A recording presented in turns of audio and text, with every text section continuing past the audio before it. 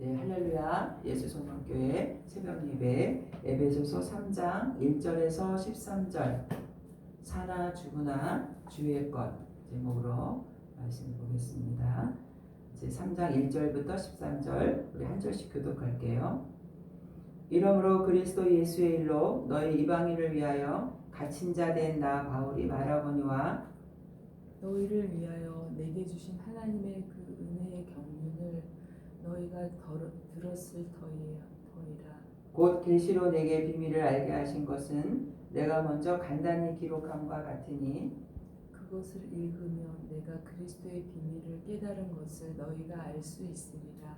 이제 그의 거룩한 사도들과 선지자들에게 성령으로 나타내신 것 같이 다른 세대에서는 사람의 아들들에게 알리지 아니하셨으니 이는 이방인들이 복음으로 말미암아 그리스도 예수 안에서 함께 상속자가 되고 함께 지체가 되고 함께 약속에 참여하는 자가 되니라.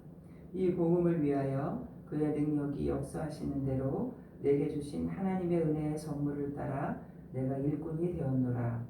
모든 성도 중에서 지극히 작은 자보다 더 작은 나에게 이 은혜를 주신 것은 측량할 수 없는 그리스도의 풍성함을 이방인에게 전하게 하시고 영원부터 만물을 창조하신 하나님 속에 감추어졌던 비밀의 경륜이 어떠한 것을 드러내게 하려 하심이라. 이는 이제 교회로 말미암아 하늘에 있는 통치자들과 원세들에게 하나님의 각종 지혜를 알게 하려 하심이니 곧 영원부터 우리 주 그리스도 예수 안에서 예정하신 뜻대로 하신 것이라. 우리가 그 안에서 그를 믿음으로 말미암아 담대함과 확신을 가지고 하나님께 나아감을 얻느니라. 그러므로 너희에게 구하노니 너희를 위한 나의 여러 환난에 대하여 낙심하지 말라. 이는 너희의 영광이니라. 아멘. 오늘 3장 1절부터 13절까지의 말씀은 우리가 어제 2장 11절부터 22절의 그 내용과 또 그 다음에 이 3장 14절부터 21절 그 사이에 3장 1절부터 13절이 이렇게 끼어 있는 내용이에요. 그러니까 2장 어제 11절부터 22절까지는 교회라는 것은 바로 이방인과 유대인들을 하나로 만들어서 주님의 몸된 교회를 만들어가는 거, 교회에 관한 이야기였거든요. 어제 2장 11절부터 22절. 그리고 중간에 오늘 우리가 3장 1절부터 13절이 삽입구예요. 삽입구가 되고 이거는 이제 바울의 간증, 자기가 사도로 부름받았다는 간증이 끼어 들어가고 원래 이어지는 내용은 2장 11절부터 22절 교회에 관한 거, 그 다음에 바로 14절부터 21절까지가 와야 되거든요. 왜냐하면 14절부터 21절까지가 교회에 대한 기도예요. 교회에 관한. 근데 중간에 오늘 우리가 읽은 3장 1절부터 13절이 삽입구처럼 바울이 자신이 하나님 앞에 이방인의 선교사로 부름받았다 이 간증을 집어넣은 거죠. 연결은 안 되지만 아무튼 이 바울은 이렇게 자신이 주님의 이방인의 선교사라는 거를 얘기를 하고 있어요. 간증 형식으로 들어간 거죠. 그러니까 이방인과 유대인이 하나가 되었다. 그래서 그것을 자기는 전하러 왔다. 그 교회의 비밀, 주님의 몸된 이 교회는 이방인과 유대인이 하나가 되는 거. 그래서 자기는 어떤 사명이 있냐면 특별히 이방인을 전도하는 선교사로 주님 앞에 부름을 받아서 거기에 헌신했다라는 것을 간증하는 거예요. 근데 3장 1절에는 갇힌 자 된 나 바울이라 그랬거든요. 그러니까 바울이 이방인을 전도하면서 누구의 미움을 받았죠? 유대인들에게 핍박받고 매를 맞고 그래서 지금 감옥에 갇힌 거예요. 로마의 감옥에. 그 바울이 죄를 져서 갇힌 게 아니라 복음을 전하다가 특별히 이방인 유대인들이 미워하는 지옥의 불쏘시개 갖고 개 돼지만도 못하다라고 말하는 그 이방인을 하나님이 부르셨다. 그도 구원받아야 될 백성이다. 이렇게 전도하다가 핍박을 받고 감옥에 갇힌 거죠. 갇힌 자. 그래서 3장 1절에 그 갇힌 자 된 나 바울 자기를 이제 간증하면서 13절 사도 바울이 감옥에 갇히니까 성도들이 너무 가슴이 아프고 또 믿음이 약한 자들은 시험에 들려요. 어떻게 복음을 전했는데 감옥에 갇혔지? 이렇게 시험에 들잖아요. 그러니까 오늘 바울이 갇힌 자 된 나 바울 이방인을 위하여 선교사로 갇힌 자 된 나 바울을 13절 읽어볼게요. 그러므로 너희에게 구하노니 너희를 위한 나의 여러 환난에 대하여 낙심하지 말라. 이는 너희의 영광이니라. 내가 감옥에 갇혔다 그래서 낙심하지 말라는 거죠. 오히려 말세가 가까워져 오고 복음을 전하면 전할수록 누가 더 역사해요? 사탄이, 성령이 역사해서 복음을 전하는데 또 반대로 누가 방해를 해?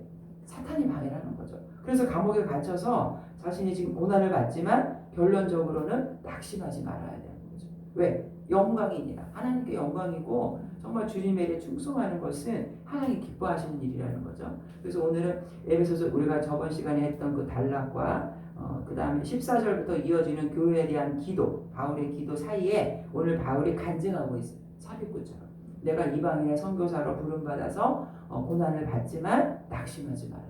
오늘 요절에 1절과 13절이 요절인 거죠. 그래서 오늘 3장 1절에 보면 바울이 이렇게 사도 이방 선교사로 부름받은 거 2절에 보면은 우선 자신의 3장 1절을 자신이 어떻게 소개하고 있냐면은 그리스도 예수의 일로 너희 이방인을 위하여 갇힌 자 된 나 바울. 그러니까 바울은 자신을 뭐라고 소개하고 있냐면은 갇힌 자 되었다. 선교사를 해서 이게 얼마나 어떻게 보면 좀 안쓰럽고 수치스러울 수도 있지만 세상의 눈으로 봤을 때는 감옥 같다 그러면은 죄진 사람이 감옥에 가는 거죠. 그죠?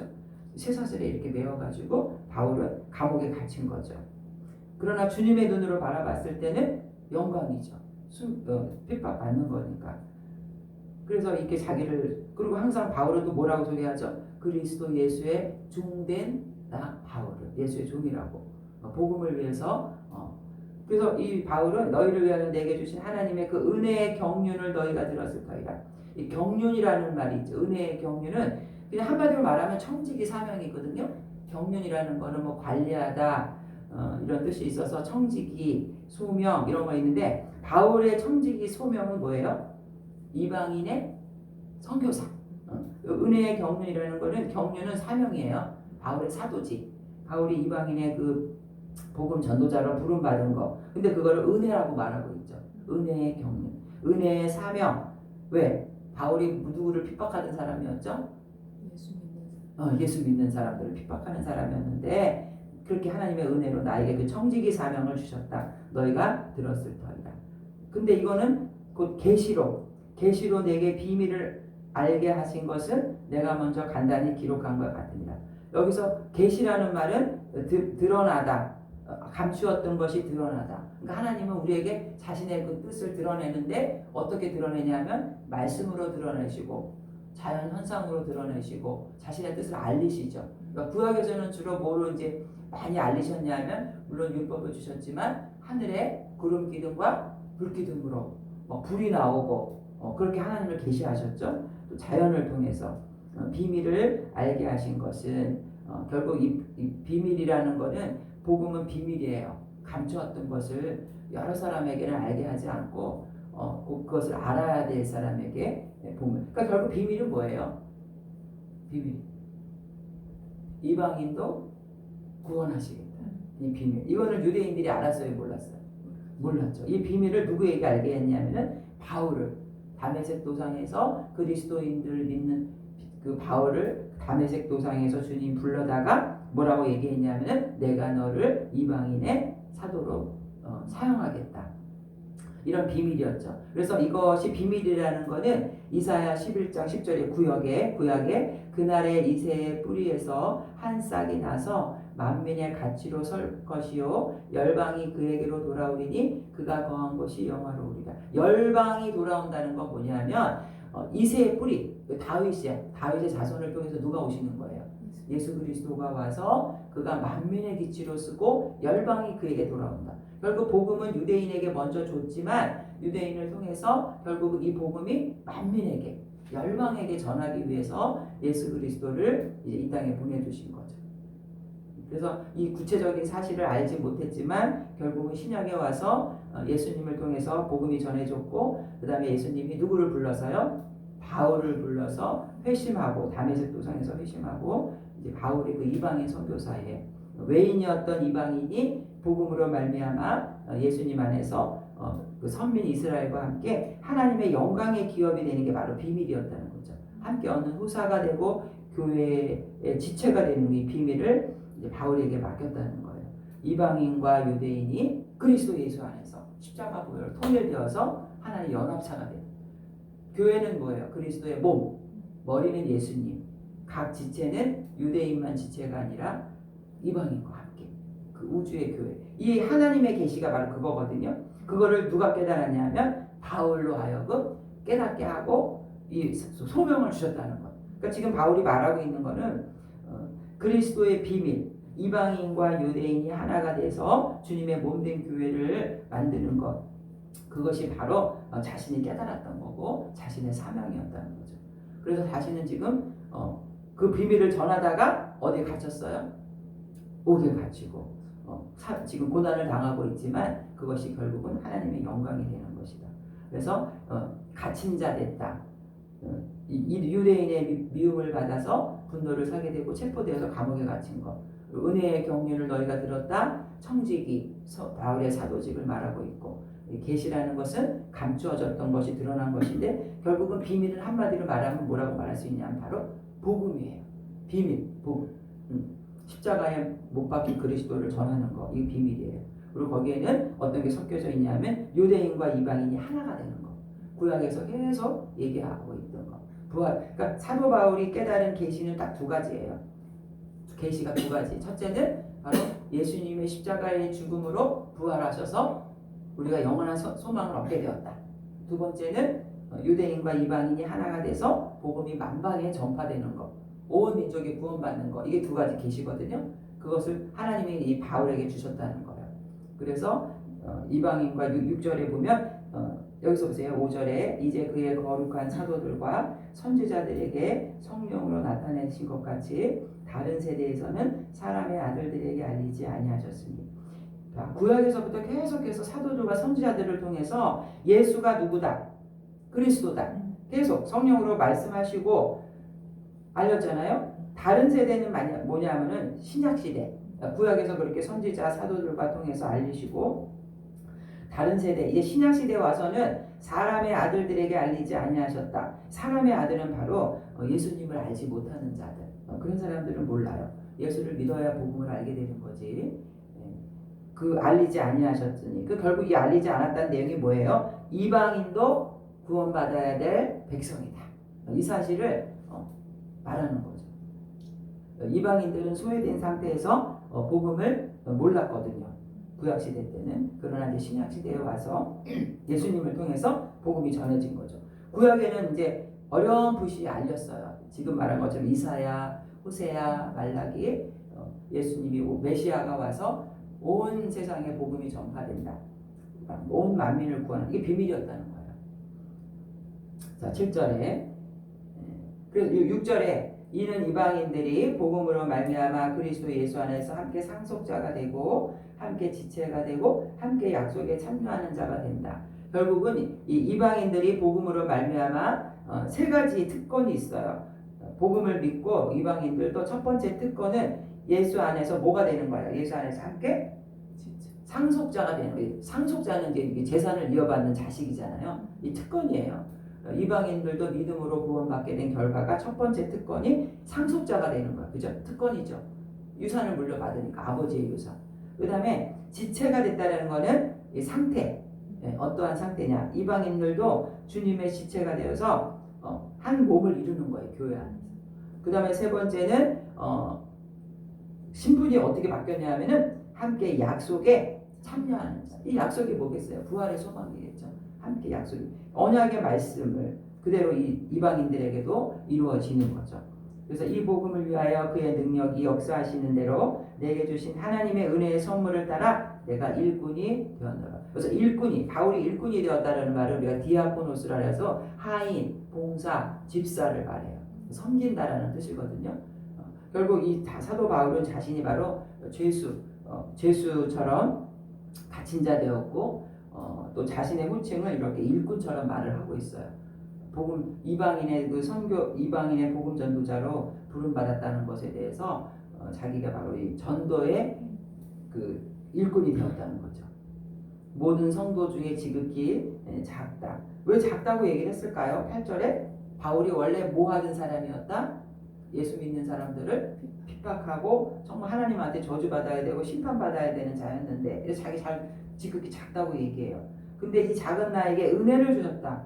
은혜를 주셨다는 것이 아까 은혜의 경륜, 청지기 사명, 이방인을 복음을 전하는 사명, 측량할 수 없는 그리스도의 풍성함을 이방인에게 전하게 하시고 이렇게 복음 전도자의 사명을 엄청나게 은혜라고 생각하는 거죠. 우리가 주의 종으로 부름받고 또 하나님을 믿는다는 것이 때로는 핍박을 받고 고난을 받아서 때로는 시험에 들려요. 아, 내가 괜히 예수 믿었나? 예수를 안 믿었으면 그냥 주먹으로 한 대 때려도 됐는데 그렇잖아요. 중세시대들 초대교회도 막 예수 믿는다는 이유 하나만으로 붙잡혀가고 매를 맞고 그렇게 고난을 받았지만 바울은 이것이 뭐라고 말하냐면 은혜라고 말하고 있는 은혜라고. 아무것도 없는 자 같으나 모든 것을 가진 자요 무명한 자 같으나 유명한 자. 세상 사람들이 우리 눈을 판단하는 우리의 모습은 사실 진짜 모습이 아니에요. 누가 우리를 판단하는 거? 주님이 우리를 판단하는 거. 명품 신자가 있다고 그랬잖아요. 세상에는 옷도 그냥 대충 입고 그냥 막 섬기고 막 하인처럼 구는데 사람들은 아우 저 사람 왜 저래 이럴 수 있는데 주님은 명품 신자다 그럴 수 있죠. 우리가 누구의 눈을 바라봐야 되냐면 주님의 눈을 바라봐야죠. 그래서 영원부터 만물을 창조하신 하나님 속에 감추어졌던 비밀의 경륜, 이 경륜이라는 말 여기서 유대인과 이방인이 하나가 되는 것 어떠한 것을 나타내게 하려 하십니다. 이는 이제 교회로 말미암아 하늘에 있는 통치자들과 권세들에게 하나님의 각종 지혜를 알게 하려 하시며 여기서 통치자들 권세는요 천사들을 말해요. 악한 천사, 선한 천사 다 말하면서 이 천사들의 이런 존재조차도 이 하나님의 지혜 여러 가지 지혜 그러니까 결국 여기서 핵심적인 지혜는 뭐냐면 인간을 구원하는 예수님의 십자가의 복음으로 모든 인간들을 구원하기를 원하시고 온 우주 만물이 하나님 안에서 통일되는 거예요. 원래의 위치로 찾아가는 게 바로 선한 천사나 악한 천사나 모든 그런 권세 있는 자들에게도 주님의 경륜을 알게 하시는 거죠. 하나님의 뜻인 거죠. 결국 이 땅에 우주적인 교회, 이 오이코스, 이 세상은 하나의 집이에요. 가족이에요. 그리고 머리는 누구냐면 하나님이시고 모든 이런 식물과 동물과 이런 모든 것도 다 누구의 통치 아래 있냐면 하나님의 통치 아래 온 가족이 되는 거. 그래서 이거를 천사들에게도 구속의 비밀을 알게 하려 하시니 그리고 11절에 영원부터 우리 주 그리스도 예수 안에서 예정하신 뜻대로 주님이 예정하신 것은 결국 뭐냐면 2000년 전부터 예수 안에서 예정하는 것이 뭐겠어요? 인류를 구원하는 것, 십자가의 대속을 지는 걸 말하는 거죠. 그래서 하나님의 뜻을 성취해 나가는 거예요. 우리가 그 안에서 그를 믿음으로 말미암아 담대함과 확신을 가지고 하나님께 나아감을 얻느니라. 우리가 이렇게 주님 앞에 예배를 드리러 나온다. 당당하게 나온다. 누구 때문에? 예수님의 보혈의 공로. 그것이 없으면 우리는 다 주님 앞에 죽어야 돼요. 그죠? 주님 앞에 나올 수가 없어요. 그러나 주님께서 우리의 죄의 문제를 해결해 주시고 당당히 나아갈 수 있는 휘장이 확 찢어짐으로 인해서 주님의 보혈의 공로로 의롭다고 너는 죄가 없어 이렇게 칭의를 받는 거죠. 그러나 죄의 본성은 있어요. 날마다 예수님의 보혈로 우리가 그걸 씻어 나가는 거죠. 그래서 자신이 그렇게 갇혀 있는 것조차 13절에도 그러므로 너에게 구하노니 너희를 위한 나의 여러 환난에 대하여 낙심하지 말라. 고난받고 감옥에 갇히고 이런 것들이 너희에게 낙심이 될 수 있지만 그렇게 하지 말라. 교회의 영광이 되는 이름을 밝히면서 그들이 악에 대해서 굴복하지 말라. 격려하고 있는 내용이죠. 그래서 오늘 내용은 바울이 자신이 그 이방인의 선교사로서 부름받았기 때문에 자기는 자기 생명조차도 귀한 걸로 여기지 않는다는 것. 뭐를 위해서? 복음을 위해서. 오늘 제목은 어떻게 보면 은혜의 경륜이라는 제목이 될 수도 있어요. 정말 핍박하고 예수 그리스도 믿는 자들을 핍박하고 주님의 복음을 온전히 알지 못해서 그랬던 바울이 은혜로 청지기의 그 바울의 사명, 이방인들을 전도하는 것, 귀한 사명을 주셔서 자기가 이렇게 헌신하고 고난을 받지만 그것은 결국 교회의 영광이 되는 하나님께 영광을 올리는 일이다. 그래서 우리는 이 사도 바울의 소명에 대한 말씀을 우리가 읽으면서 우리도 우리에게 주신 은사가 다 있거든요. 로마서 12장 6절 저도 보면은 우리에게 주신 은혜대로 받은 은사가 각각 다르니 꼭 예언이면 믿음의 분수대로 섬기는 일이면 섬기는 일로 가르치는 자면 가르치는 일로 위로하는 자면 위로하는 일로 구제하는 자는 성실함으로 다스리는 자는 부지런함으로 공유를 베푸는 자는 즐거움으로 할 것입니다. 즉 이 교회라는 거는 누가 뭐 더 직분이 너무나 뭐 제일 좋아서 제일 윗사람, 직분이 낮아서 아랫사람, 뭐 그게 아니라는 거죠. 지체라는 거죠. 누구를 위해서?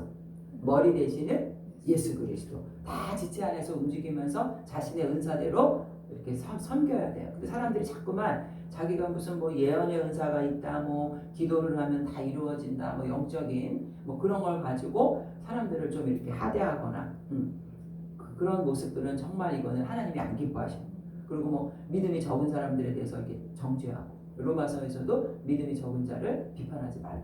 오직 우리는 그냥 주님이 주신 은사대로만 그냥 섬기면 되는 거죠. 영광은 주님이 받아야 돼.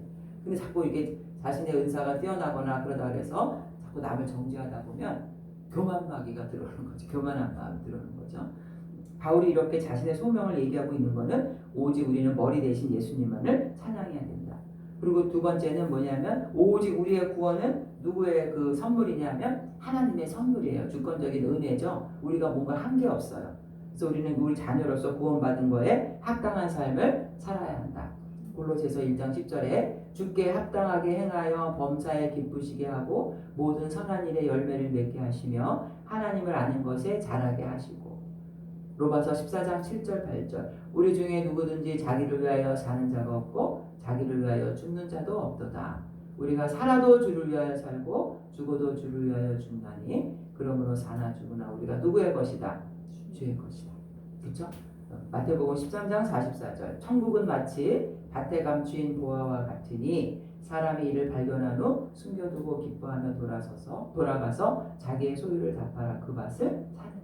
진리를 맛본 사람은 그 진리를 위해서 살아가는 거죠. 그러나 진리를 찾지 못한 사람은 엉뚱한 것에 자기의 인생을 투자하고 있는. 우리 이제 얼마 남지 않은 인생을 어디에다 투자를 해야 될까? 천국을 위해서, 밭에 감추인 보화를 위해서. 내 삶이 내 개인적인 삶이 아니라 지체로서 주님께 영광 돌리는 복된 삶을 살아가기를 주님의 이름으로 축원드립니다. 하나님 아버지, 밭에 감추인 보화를 발견한 사람은 그 보화를 위해서 자신의 소유를 다 판다고 했습니다. 우리에게 주신 생명, 우리에게 주신 물질, 우리에게 주신 그 모든 것들 정말 천국의 소망을 위해서 투자하는 저희들 되게 하여 주시옵소서. 오직 영원한 것을 얻기 위해 영원하지 않은 것을 포기하는 것은 어리석은 것이 아니다고 23살의 그 순교한 짐 엘리엇 그 선교사가 말한 말입니다. 영원한 것을 위해서 우리의 삶을 주님께 영광 돌리는 복된 자들 되게 하여 주시옵소서. 예수님의 이름으로 기도드립니다. 아멘.